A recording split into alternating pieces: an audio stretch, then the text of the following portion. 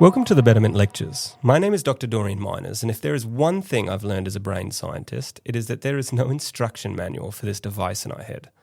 But there are patterns. Patterns of thought, patterns of feeling, and patterns of action. Because that's what brains do. So let me teach you about them. One pattern, one podcast, and you see if it works for you. Now, if you've been following along in this little lecture series of mine so far, you'll know that one of my favourite things to do is to strip away the pop psychology nonsense around neuroscience and try and show you a better way of thinking about how the brain influences behaviour. So I've done one on stress before and how, properly conceived, stress is actually a pretty good thing, and I'll talk more about that in this lecture too. And I've done another one about how anyone who talks about the amygdala as the fear centre of the brain is distracting you from what's really going on. And this lecture is in the similar vein, but I think it's a little bit bigger than these more focused examples. Because I'm not just talking here about one brain structure or one biological mechanism. I want to talk a little bit about how we think about thinking itself. And you've probably heard something along the line of what I want to speak about today. The idea that bias, cognitive bias, is a problem and we should avoid it at all costs in the way that we think. It's an idea that I have had to wade through in my clinical work, something that dominates the business world, the world of management consulting, and it's even something that we teach here at the Royal Military Academy Sandhurst. And the way that it is usually taught is a real problem for anyone trying to make fewer errors in their thinking. And in fact, normally when I mention Sandhurst in these lectures, I like to do a little disclaimer that this is my own perspective, my own little podcast, nothing to do with Sandhurst. But in actual fact, and unfortunately, this is something that I can and have been changing as associate professor here. So let me tell you how bias should be taught, how it is taught now at a premier leadership institution like Sandhurst, and frankly, how I think it should be taught everywhere. So, bias. Let's get into it.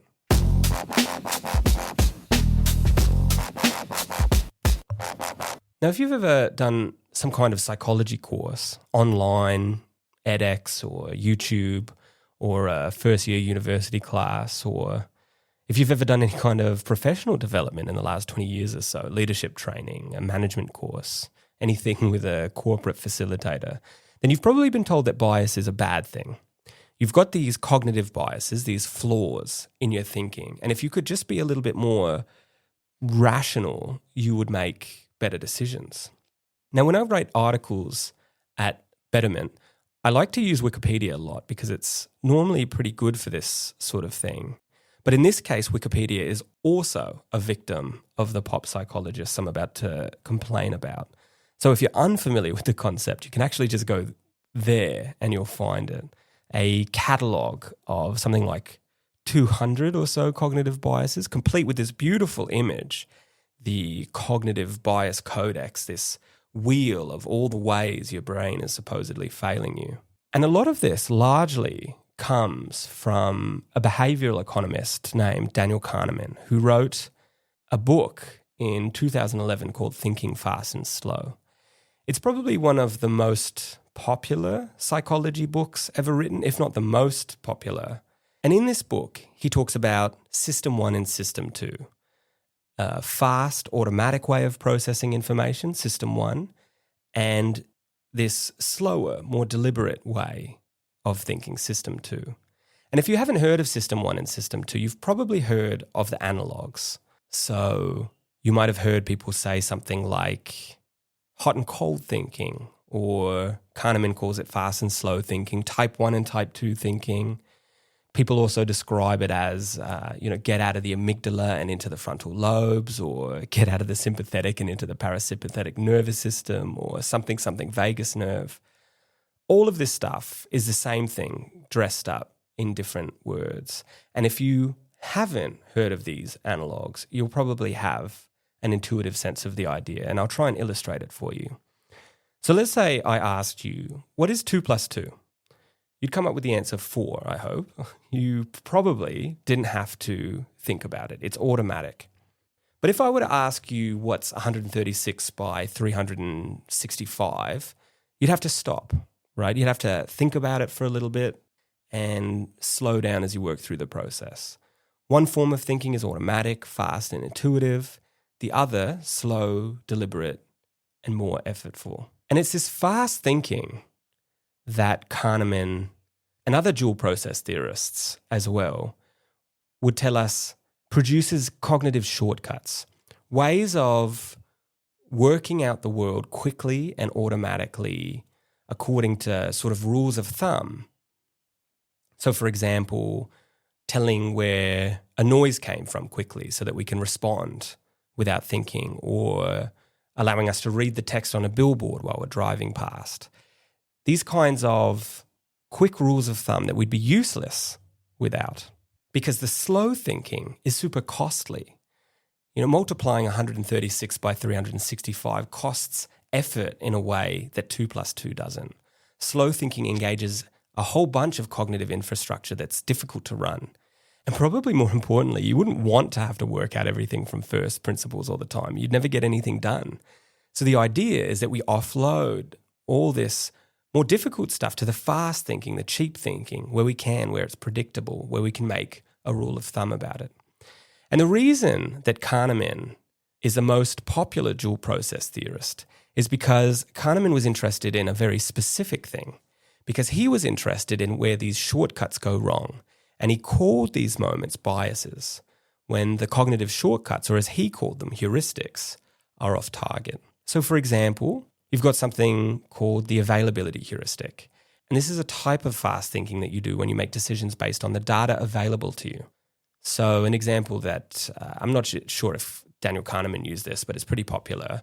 What kills more people, shark attacks or taking selfies? And your fast thinking would have you answer, of course, it's shark attacks, right? But you have probably guessed, because I'm using it as an example, that it's taking selfies. Deaths related to selfies outnumber shark attacks by, I think, an order of magnitude. You probably want to check me on that. But certainly deaths related to shark attacks are vanishingly small. The reason, though, that we get it wrong is because we don't get nearly as much media around selfie-related deaths as we do about shark attacks. Shark attacks are more available, hence the availability heuristic. Now, this is the kind of thing behavioral economists like Daniel Kahneman are interested in, and I'll tell you more about why in a second. But because they're interested in them, behavioral economists have gone on to document this enormous quantity of them. So you have biases related to, for example, attitudes. You can think of this in terms of your standard sort of equity and diversity concerns. Prejudices based on stereotypes about cultures and social groups and the like. But you also have biases related to things like your emotional attachments or the limitations of your cognitive capacity and working memory. And like I said, we're inching into this territory where we're drowning in almost 300 biases that we have on hand to explain the halt, the lame, half-made creatures that we are. And in the context of a system like this, fast thinking, that leads to all these errors, these biases, then of course the assumption is always going to be something like, well, why don't we hand things over to slow thinking, system 2? If our fast thinking is, error prone, then the more deliberate, effortful processes of logically working through the information are surely going to save us from these kinds of pitfalls. And in my lectures that talk about this concept, I like to use this excerpt from a Harvard Business Review article. And the article is called something like Outsmart Your Own Biases. And the quote goes, "It can be dangerous to rely too heavily on what experts call System 1 thinking, the automatic judgments that stem from association stored in memory, instead of logically working through the information that's available."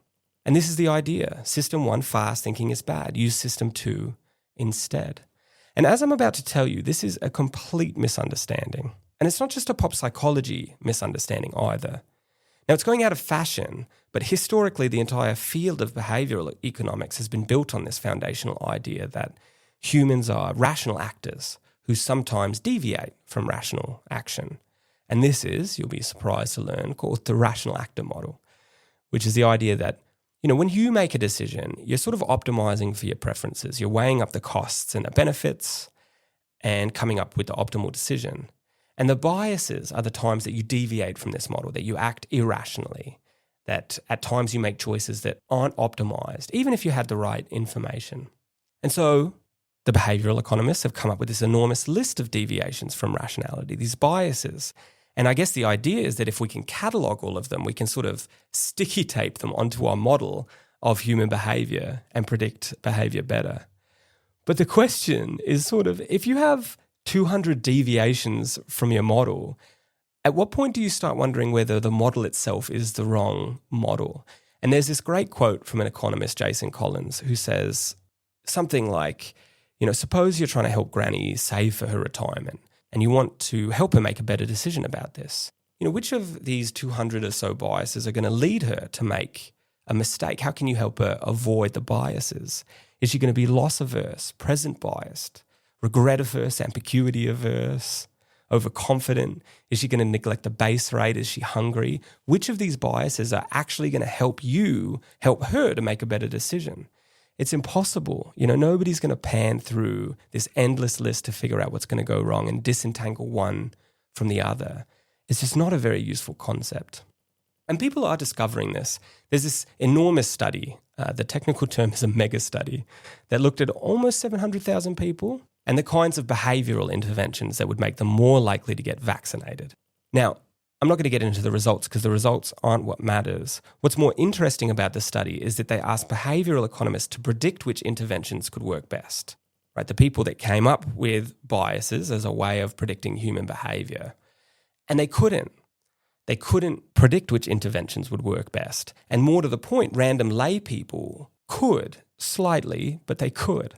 So your average person off the street was better than the expert at predicting these things. So it almost feels like a knowledge of biases is a barrier to prediction, not an aid. And again, you think back to Granny saving for her retirement, you can kind of see why. As that economist, Jason Collins, said later in his article, if you can explain everything, you explain nothing.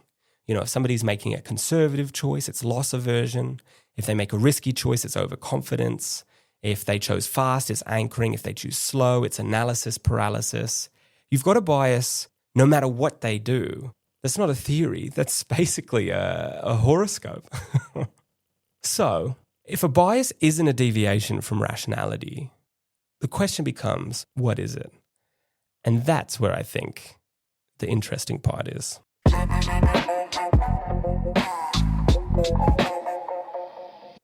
So, maybe annoyingly, I want to take a little detour into statistics. Behavioral economists characterize biases as errors, right? Deviations from the rational actor model where people make irrational decisions. But statisticians don't see bias in the same way. They see bias as a trade-off. Essentially, a trade-off in which you ignore noise in order to get better precision on the thing that you care about.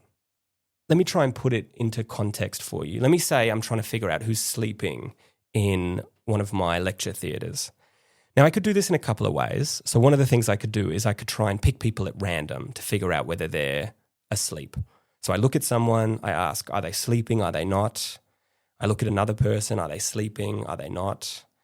And doing this, I'm probably going to catch one or two people sleeping, right? I'm doing a lecture about statistics after all. But in a big lecture theatre, what are the chances that I'm going to catch somebody sleeping at the actual time that they're sleeping?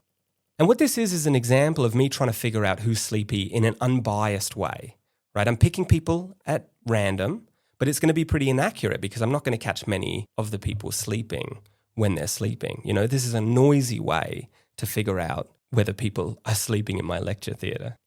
So maybe instead what I might try and do is look at bunches of people all at the same time. So I try and take in a cluster of the classroom with my eyes. And this is probably going to be a little bit more accurate because I'm more likely to catch sleeping people than when I was looking at them one by one. I can see more of them at once. I can cover more of the classroom more quickly. But it's still going to be pretty noisy.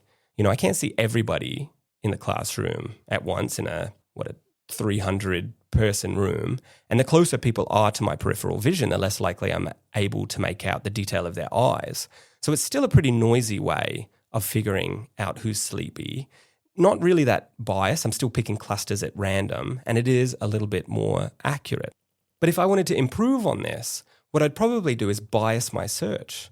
So I might say something like sleeping people are more likely to be at the back and the sides of the classroom because people who come into the class planning to sleep aren't going to sit right in front of me. And the people up the back are facing much less pressure from me screaming at them, trying to get my voice up the back of the room, right? So there's less pressure on them to stay awake.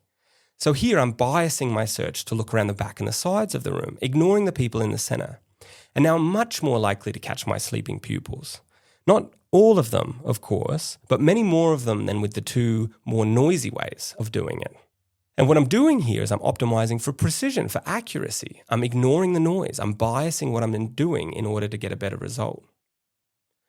Of course, this could lead me to make certain kinds of errors. So, for example, if I see somebody with their eyes closed up the back and I think they're sleeping, but maybe they've just got their eyes closed, they're thinking about all the wisdom I'm sharing with them, or the sun is hitting them in the eyes. And it's this latter case that behavioural economists are interested in when they talk about bias. This case where bias has led me to make a mistake. But the thing that most people take away is that all kinds of bias are wrong, even the ones that work, even the ones that help us get more precision, more accuracy. And I should be clear that this isn't what behavioural economists believe. They call biases that work heuristics. But this nuance isn't really the kind of thing that tends to come away with people when they learn about bias. Instead, they come away with the idea that bias is uniformly an error. It's a problem. So I think that this statistical way of thinking about bias is actually a much better way of doing it because it's closer to what the brain actually does. Just like I use my assumption about where sleepy people would go in my classroom to bias my search and catch more sleepers, the brain uses its assumptions, it uses its expectations and its history of being in the world to bias the way that you behave in order to produce more accurate behaviour. And it's only when these expectations fail that it stops and recalculates and does something different. In the words of the behavioural economist, that's when it switches on system 2, the slow thinking. And I'll try and give you an example in real terms that follows on from my Stress is Good lecture. And to remind you, the basic premise there is that where most people characterise stress as a bad thing, stress is actually just a motivating force. As stress goes up, your performance goes up. And that's because stress is recruiting all the cognitive and attentional resources you need to complete the task at hand. If you have a project to complete next year that's only going to take a week to complete, there's no stress in the system. You're not going to be motivated to do it. But if that project is due next week and you have a week to do it, then you're probably going to have appropriate stress in the body to complete the task. You're going to start performing. It's only when stress goes up too much that your performance starts to decline. You start to get brain fog or the jitters. You start to get distractible and anxious. If your week-long project is due tomorrow, then you're probably going to be less useful at performing the task. Too much stress. Now, that was the stress lecture, but we can think about this same thing in terms of bias. So one of the reasons that you perform better at a task when the amount of stress in your body increases is because what the brain starts doing is limiting your attention to the task at hand. It's biasing you to engage. You're going to be much less likely to be concentrating on all the other things you could be doing, and instead you're going to be focusing on the things you should be doing. Now, in contrast, as there's less stress in the body, you're going to be paying more attention to the noise. You're going to be exploring. You're going to be tinkering with other projects. You're going to be thinking about putting together a new theme for your slide deck. You're going to be creative. Right? Bias is the brain's tool for ignoring noise in order to get more precision on the task at hand. All right, so all of that is hopefully at least a little bit interesting, but it still leaves us with a bit of a problem. The behavioural economists are still out there cataloguing their 200 or so biases, all these errors in behaviour, and we probably shouldn't just ignore them. Most people aren't really that enthusiastic about making errors. Luckily, I wouldn't be doing this podcast if I didn't have an answer for you. So let's get into it and then I'll let you go.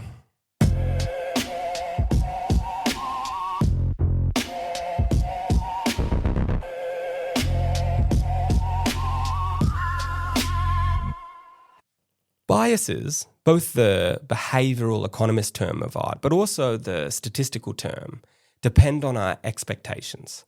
They depend on our history of being in the world and what we expect to happen based on what's going on now. So our assumptions, more or less.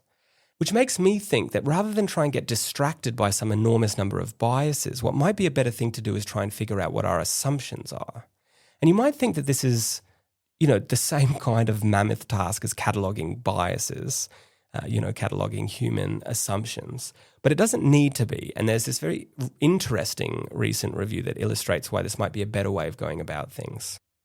What they argue is that a huge number of the biases that behavioral economists catalog boil down to basically just two things. Some fundamental belief followed up by confirmation bias, or more precisely, belief-consistent information processing. So the idea is that we don't have 200 separate flaws. We have this handful of deep beliefs about how the world works, and then we process information consistently with those beliefs, which, if I've been explaining myself right, is exactly what bias is. Consistency, accuracy, ignoring the noise for precision. And I'll give you a couple of the clusters that they describe. So, they say the first fundamental belief might be something like, my experience is a reasonable reference for the experience of everyone else. So this one explains a bias known as the spotlight effect, where we overestimate how much others notice us. It explains the illusion of transparency, where we think our inner states are more visible than they are. It explains the false consensus effect, where we assume other people share our same perspective. And it explains the curse of knowledge. We can't imagine not knowing what we know. All of these things are basically the same thing, starting from your own experience and projecting it onto others. The second fundamental belief they use to illustrate is the idea that, I make correct assessments. And this belief gives us the bias blind spot, this idea that we see biases in other people but not in ourselves. Or the hostile media bias, where partisans on both sides think the media is biased against them. If you believe that your assessments are correct, anybody who disagrees with you must be wrong or biased or both. Now, they go on in quite some technical detail, but you can extend this idea yourself. So one that sprung into mind for me is a belief that's something like, things are caused by people. The teleological bias. So children think that rocks are pointy so that animals can scratch themselves. Adults think that toast falls butter side down because the universe hates them. We see agency and intention everywhere. And this kind of thing explains biases like the fundamental attribution bias, where we assume people do things on purpose, not by accident. Or the just world bias, where bad things happen to people who deserve them. We're wired to see agents behind events. That much is well documented. So this belief with belief-consistent processing could explain a huge number of biases. And just there, with 3 beliefs, we get 3 clusters that are starting to account for a big chunk of this endless list. Instead of memorizing 200 deviations from a model that even economists are moving away from, you can ask, what's the fundamental belief here? And is that belief serving me right now? And I could go on, but I will close it up for time's sake now. And I'll close with an example that I think makes this really concrete. In the late 70s, there was this political scientist called Robert Axelrod, and he ran this tournament for robots. It's based on a sort of a thought experiment and a common behavioral experiment called the prisoner's dilemma, where basically you and another player have to either choose to cooperate and get a reward or defect and you get a slightly bigger reward, but your partner gets nothing. And the dynamics of this are studied. So what Robert Axelrod did is get everybody to create these bots to compete in tournaments to find out who could win the most and what strategies would be the best to win these prisoner's dilemma games. And the bots could be as complicated as their creators liked. So they could have the most sophisticated strategies, they could have complex decision trees, the works. And the bot that won every single tournament was the simplest one there. It was called the tit-for-tat bot. And what it does is it cooperates on the first turn, and then after that, it just does whatever Hugh did last. That's it. It didn't think, it didn't calculate, it didn't follow a decision tree. Pure bias. Whatever happened last determines what it does now. Ignore all the rest of the information. And this bot, it didn't win every round. Other bots could beat it in a match, but it won the most rounds across every tournament. The very simple biased strategy beat every sophisticated, deliberative one. And that's the point in a nutshell. The world is super noisy. and bias makes the noise less distracting. Errors are bad, obviously, but errors come from both biased and unbiased thinking equally. And on balance, bias is a good thing. Our system one is a good thing. It's just trying its best. So don't try and eliminate bias. You can't, and you shouldn't want to. But what you can do is notice when a bias isn't serving you. And that means asking, what is the belief underneath, the assumption? Is my experience as a reasonable reference actually reasonable here? Is the idea that I make correct assessments actually true in this case? Triaging our beliefs like this seems like much more of a sensible strategy than trying to figure out which of your 200 biases might be leading you astray right now. I'll leave it there. Until next time.